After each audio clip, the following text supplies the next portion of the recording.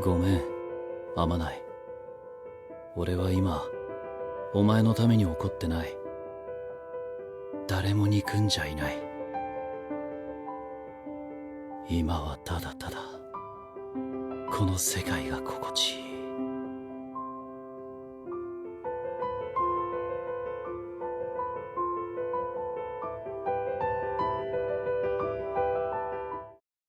Jujutsu Kaisen is a shonen anime created by Gege Akutami. This anime not only offers intense battle but also presents deep themes about life and death. Therefore, in this video, we will discuss one of the stories in Jujutsu Kaisen, specifically the story when Gojo and Geto were still in school. Then, we will explore the important lesson that can be learned from the storyline in the anime. Jujutsu Kaisen adalah salah satu anime shonen yang populer yang dibuat oleh Gege Akutami. Anime ini tuh nggak cuma menawarkan aksi yang bombastis, tapi juga membahas tema-tema tentang kehidupan dan kematian seperti yang saya bilang. Lalu, di video ini kita akan membahas salah satu cerita di anime Jujutsu Kaisen yang pas cerita saat Gojo dan Geto masih sekolah di Akademi Jujutsu. Lalu kita akan mengeksplorasi kira-kira pesan moral apa yang bisa kita ambil dari cerita ini.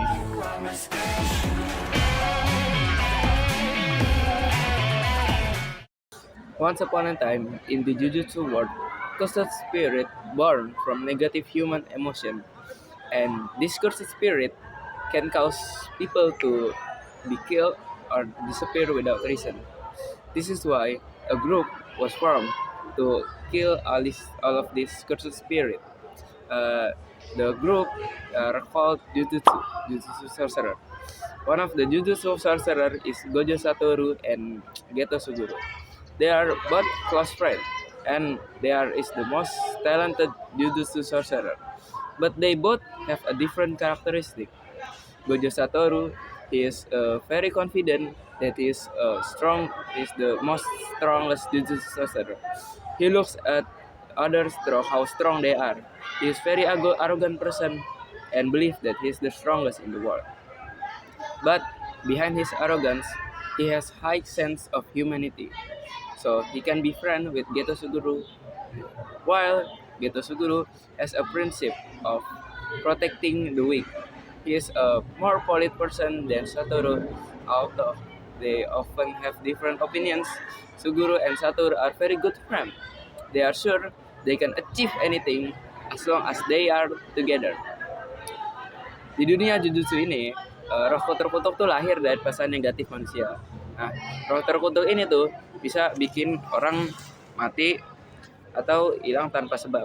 Oleh karena itu, dibentuklah kelompok yang tugasnya buat membunuh si para roh terkutuk ini.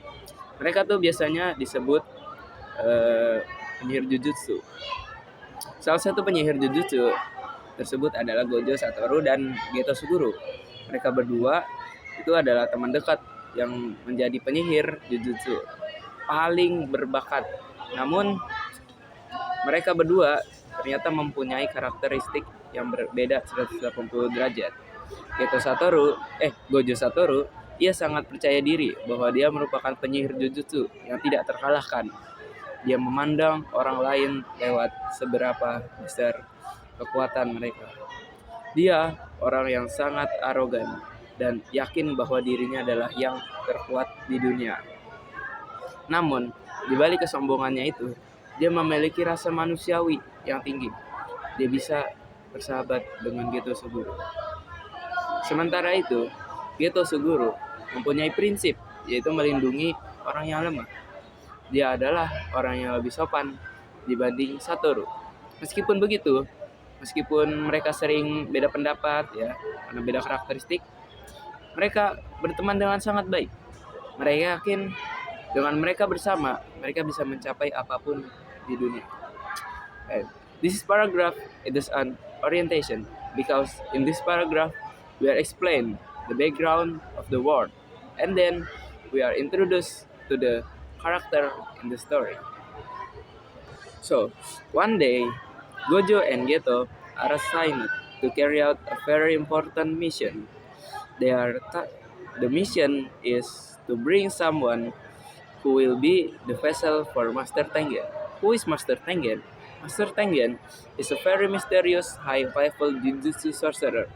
He is the person behind the scenes who has been protecting the entire Jujutsu Academy. He is the protector of the Jujutsu world. However, this power has limitation. Every 500 years, Master Tengen needs to change bodies to maintain his sanity. And the person who will be the vessel is a younger named Riko Amanai for this mission.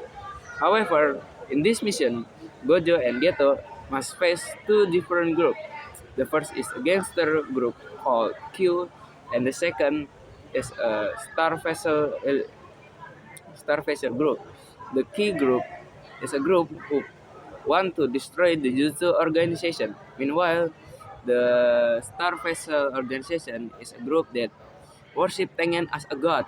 They want to Tengen to be free from his human body, and become ideal god. Like, nah, in essence, both group want to kill Riko Amanai. Ya, suatu hari Gojo and Geto ditugaskan untuk menjalankan misi yang sangat penting.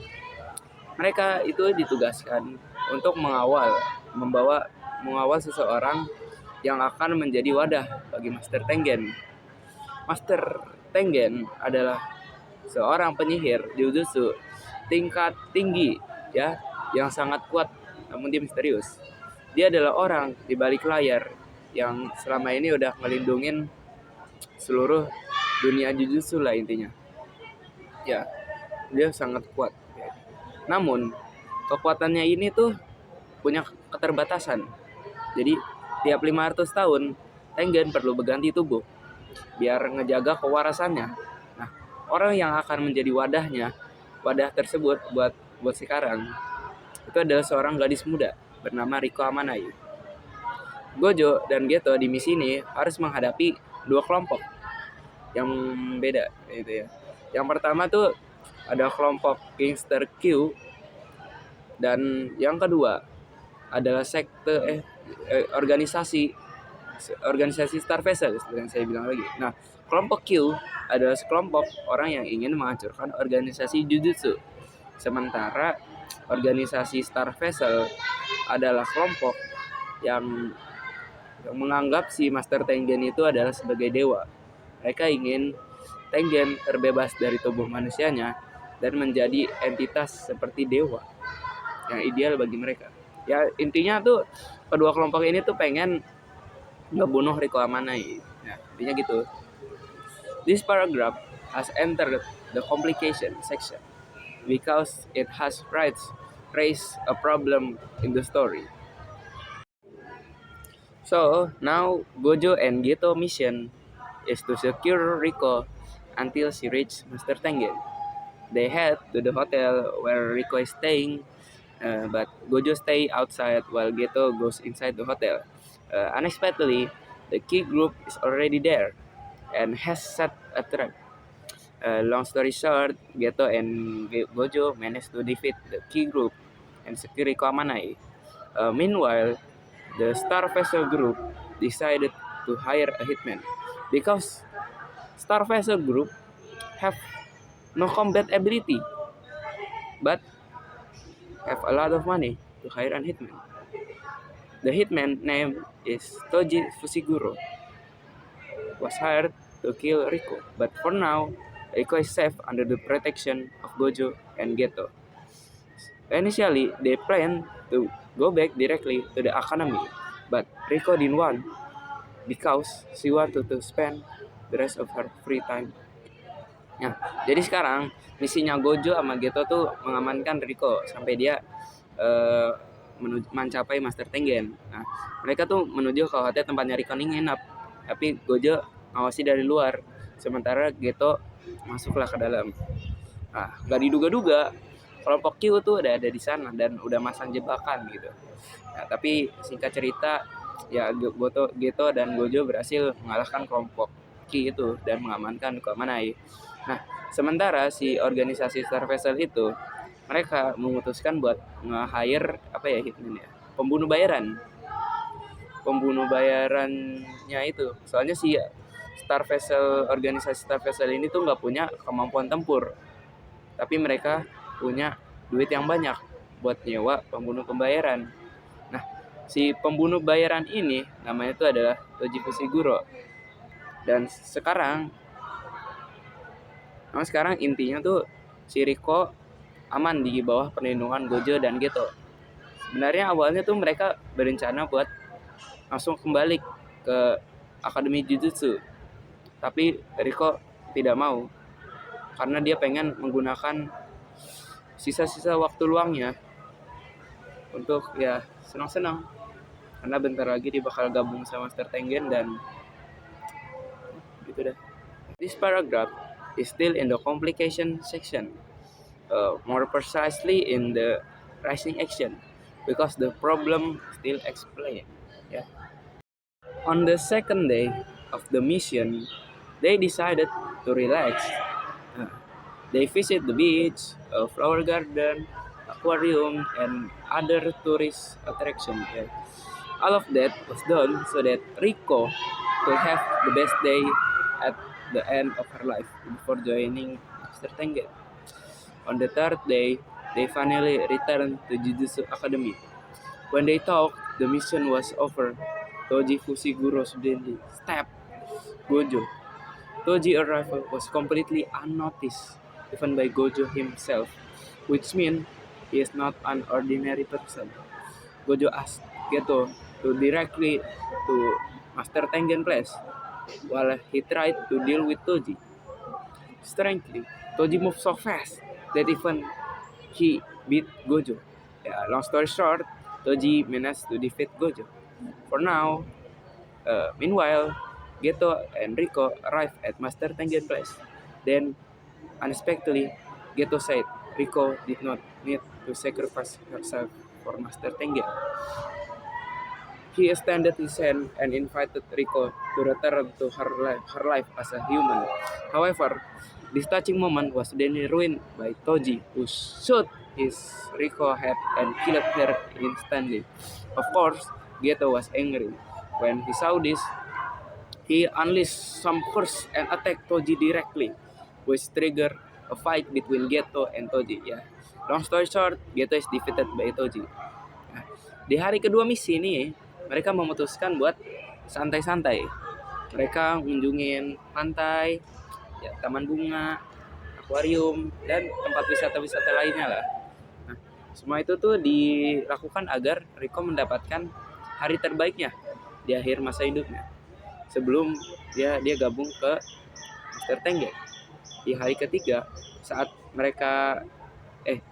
kan akhirnya mereka balik ke Akademi Jujutsu. Nah, saat mereka ngira misi udah selesai, Toji Fushiguro tiba-tiba menusuk Gojo. Kedatangan Toji ini sama sekali gak disadari, bahkan oleh Gojo sendiri. Yang berarti itu bukan orang biasa, bukan orang abal-abal. Gojo langsung minta Geto buat, lu bawa aja Riko langsung ke tempatnya Master Tengen, buruan. Sementara dia coba buat menghadapi Toji.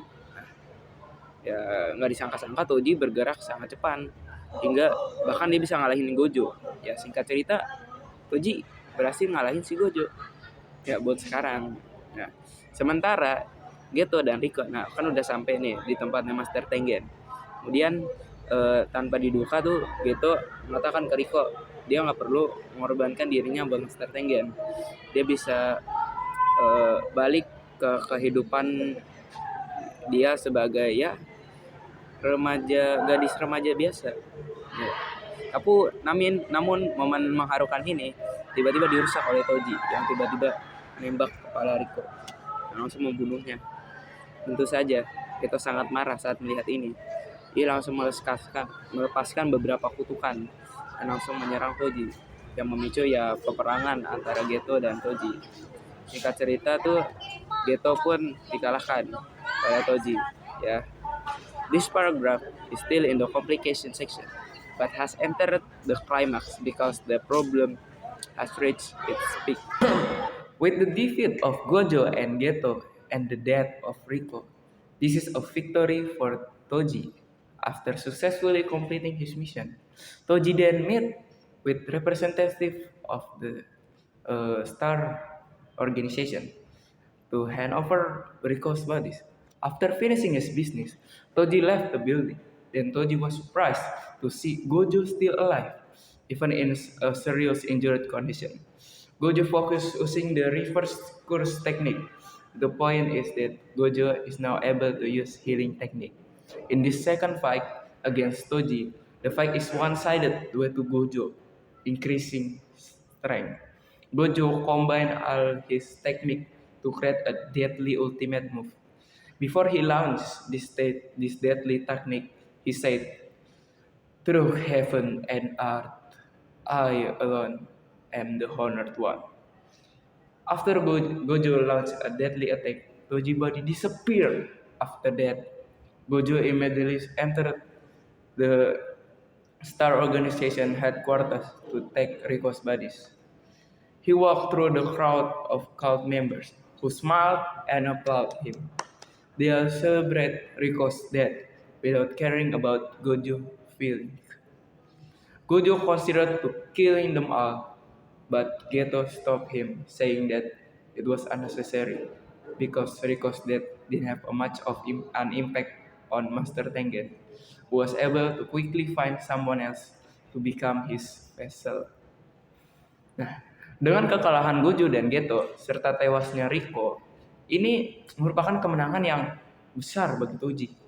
Nah, setelah berhasil menyelesaikan misinya ini, si Toji tuh lalu ketemu sama perwakilannya si Star organisasi Star Vessel ini untuk menyerahkan jasanya si Rico. Toji lalu keluar dari gedung, lalu terkejut, kok Gojo masih hidup? Bahkan meskipun dalam kondisi luka-luka ya. Lalu terus Gojo fokus untuk menggunakan teknik kutukan terbalik. Yang intinya tuh sekarang Gojo bisa teknik penumbuhan ya. Nah, di pertarungan kedua ini waktu melawan Toji, nah pertarungannya tuh entah kenapa berat sebelah karena kekuatannya Gojo tuh meningkat. Lalu Gojo menggabungkan semua tekniknya untuk membuat jurus pamungkas yang mematikan. Sebelum ia melancarkan teknik mematikan itu, ia berkata seperti ini, "Di seluruh langit dan bumi, hanya aku yang terhormat." Nah, fakta menarik mengenai kutipan tersebut itu adalah konon katanya tuh setelah Buddha Sakayuni lahir, ia melangkah 7 langkah dari ibunya. Lalu dia ngomong dialog yang tadi tuh sambil menunjuk ke langit dan bumi. Nah, namun mengapa Gojo berkata demikian? Nih, ini saya jelasin nih. Meskipun Gojo cuma hanya manusia biasa, kekuatannya tuh dia sangat luar biasa kuat. Kutipan tersebut mencerminkan kesombongannya dia dengan menyatakan bahwa ia lebih kuat dari orang lain di dunia. Gojo juga menyebut dirinya tuh yang terhormat karena ia telah berhasil menyadari sepenuhnya kemampuannya itu dan akhirnya menjadi penyihir terkuat dan menjadi Jujutsu sorcerer paling kuat di dunia. Nah, setelah kembali ke cerita, setelah Gojo melancarkan serangan mematikan itu, ya Toji langsung hilang dan akhirnya mati di tempat. Nah, setelah itu Gojo langsung masuk ke markas sekte sekte Star Vessel, Star Vessel Organization, untuk ngambil jasad tubuh Rico. Ia berjalan melewati kerumunan anggota sekte yang tersenyum dan bertepuk tangan untuknya. Mereka semua merayakan kematiannya Rico tanpa mempedulikan perasaan Gojo. Gojo sempat mempertimbangkan untuk membunuh mereka. Namun, Geto datang dan menghentikannya. Dia mengatakan bahwa itu tidak perlu karena kematian Rico tidak berdampak banyak pada Master Tengen yang dapat dengan cepat menemukan orang lain untuk menjadi wadahnya. This paragraph is still in the complication section and is still in the climax because finally the problem reached its peak. A year has been passed since Rico's death. Gojo and Geto have returned to their normal activities.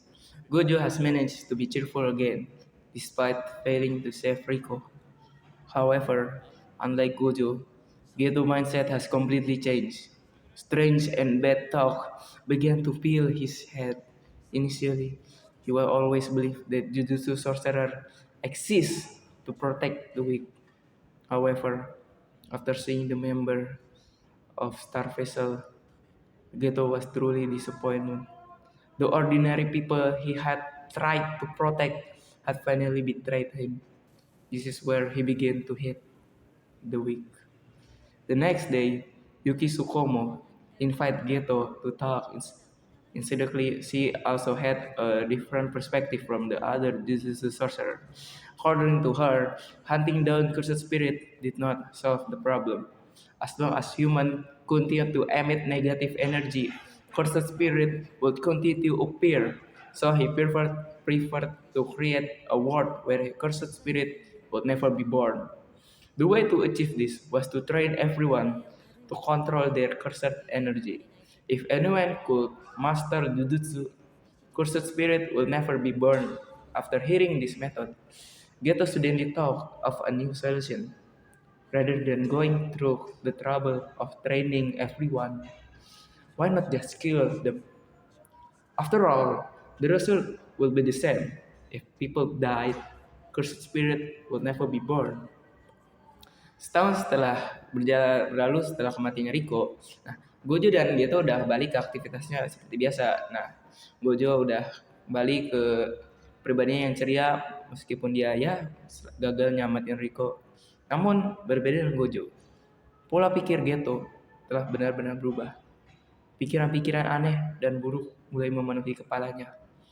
Awalnya ia selalu percaya bahwa para penyihir Jujutsu ada untuk melindungi orang-orang yang lemah.